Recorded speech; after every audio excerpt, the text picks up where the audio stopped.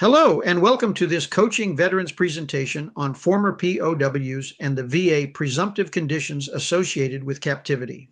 I'm Paul Bunn with Veterans Outreach Ministries. Today, we're going to walk through the conditions the VA presumes to be linked to captivity, what it takes to qualify for these benefits, and the type of medical evidence needed for a successful claim.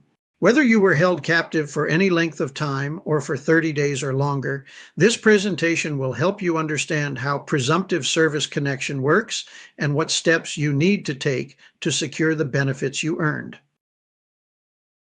The VA has a list of conditions that are presumed service-connected for all former POWs, regardless of how long they were imprisoned. This means the VA automatically assumes these illnesses were caused by captivity once diagnosed.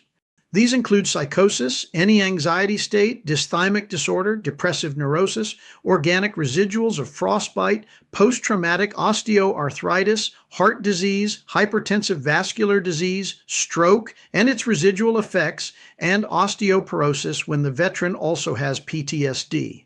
To establish the diagnosis, the VA relies on mental health evaluations, imaging, cardiac studies, or cold injury examinations. Once the diagnosis exists and POW status is confirmed, no additional proof of causation is needed.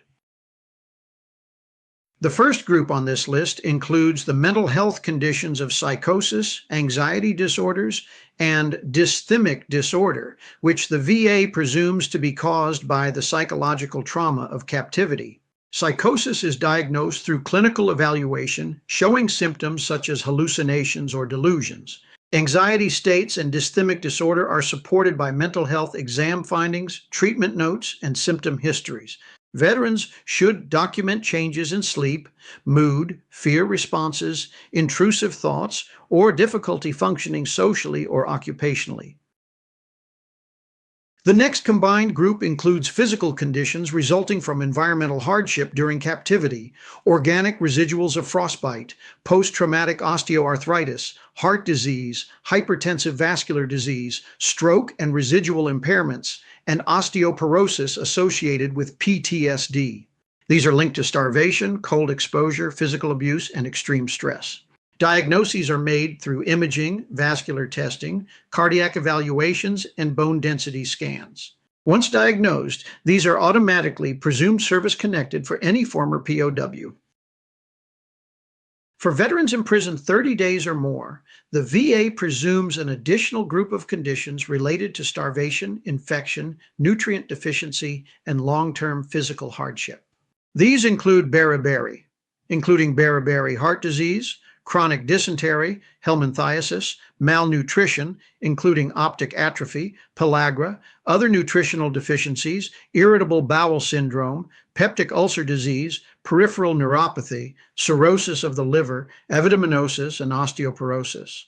These conditions occur due to prolonged lack of food, untreated infections, contaminated water, and the physical toll of captivity lasting more than a month. Nutritional deficiency-related illnesses form the first combined category for veterans held 30 days or more. These include beriberi heart disease, malnutrition, optic atrophy, pellagra, avitaminosis, and the broader category of other nutritional deficiencies. These conditions are diagnosed through clinical exams, blood tests showing vitamin or mineral deficiencies, neurological findings, and cardiac evaluations. Because starvation and poor nutrition were common during captivity, the VA automatically presumes these conditions to be service-connected once diagnosed. The next combined group includes captivity-related gastrointestinal infections and digestive disorders, chronic dysentery, helminthiasis, irritable bowel syndrome, and peptic ulcer disease. These result from contaminated water, parasites, and long-term stress on the digestive system. Diagnosis is confirmed through stool tests, endoscopy, imaging, GI examinations, and medical records showing chronic or recurrent symptoms. Another important group includes the long-term systemic effects of captivity, peripheral neuropathy, cirrhosis of the liver, and osteoporosis for veterans held at least 30 days. Peripheral neuropathy is diagnosed through nerve conduction tests and EMG studies. Cirrhosis is diagnosed through liver imaging and blood work showing long-term damage. Osteoporosis is confirmed through bone density scans.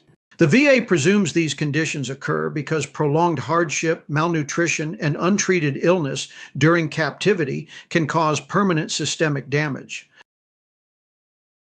To use the POW presumptive rules, a veteran must have a current medical diagnosis, proof of POW status, and evidence that the condition is at least 10% disabling.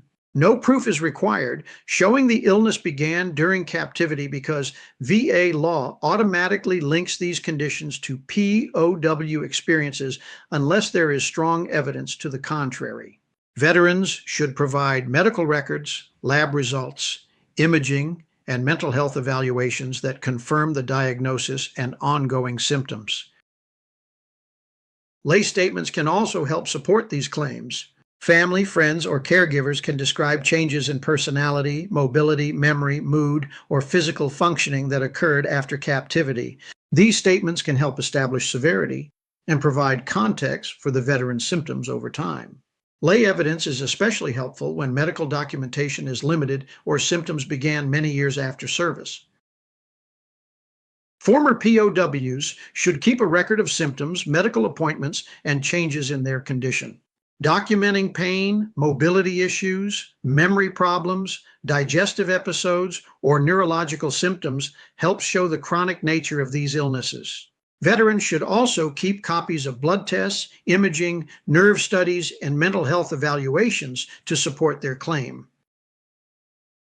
Former POW presumptive conditions exist because the VA recognizes the extreme hardship, deprivation, and trauma suffered by prisoners of war and the long-term health consequences that follow. If you or someone you know is a former POW, it is important to understand that many conditions you may be living with today are automatically presumed to be caused by captivity. Be honest about your symptoms, gather strong medical documentation, and file a claim so you can receive the benefits you deserve.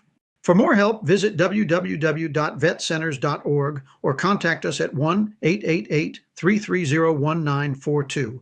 You've served your country, now it's our turn to serve you.